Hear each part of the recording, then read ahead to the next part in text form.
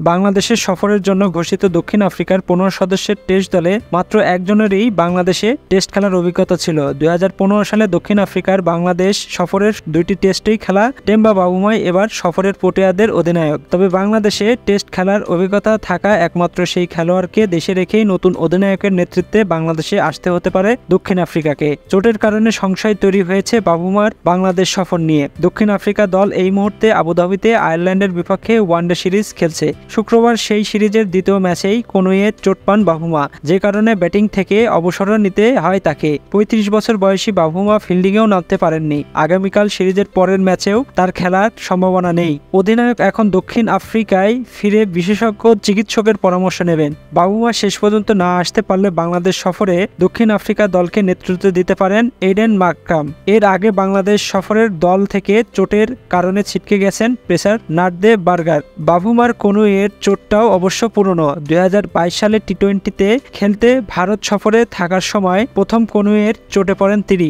ওই চোট দলের সঙ্গে ইংল্যান্ডে যেতে দেয়নি তাকে। বাবুমা দলে ফেরেন 2022 টি-20 বিশ্বকাপে। তবে তার নেতৃত্বে গ্রুপ পর্ব খেলেই বিদায় নেয় দক্ষিণ আফ্রিকা। এরপর তাকে টি-20 নেতৃত্বে থেকে সরিয়ে দেওয়া হলেও ওয়ানডে ও টেস্টে বাবুমা এখনও অধিনায়ক দলটির। কনুইয়ের চোটের সঙ্গে হার্মিস্টেংয়ের চোটেও ভুগিয়েছেন বাবুমাকে। গত বছর ভারতের বিপক্ষে বক্সিং ডে টেস্টে হার্মিস্টেংয়ের চোটের কারণে সিরিজ থেকে ছিটকে পড়েন তিনি। এরপর নিউজিল্যান্ড সফরে যেতে না পারলেও সুস্থ হয়ে A20-তে খেলেন বাবুমা। সর্বশেষ ওয়েস্ট ইন্ডিজ সফরে খেলার পর আবারও চোটে পড়লেন প্রোটিয়া অধিনায়ক। তো আমাদের সাথে নতুন হলে চ্যানেলটিকে সাবস্ক্রাইব করে নেবেন। ধন্যবাদ।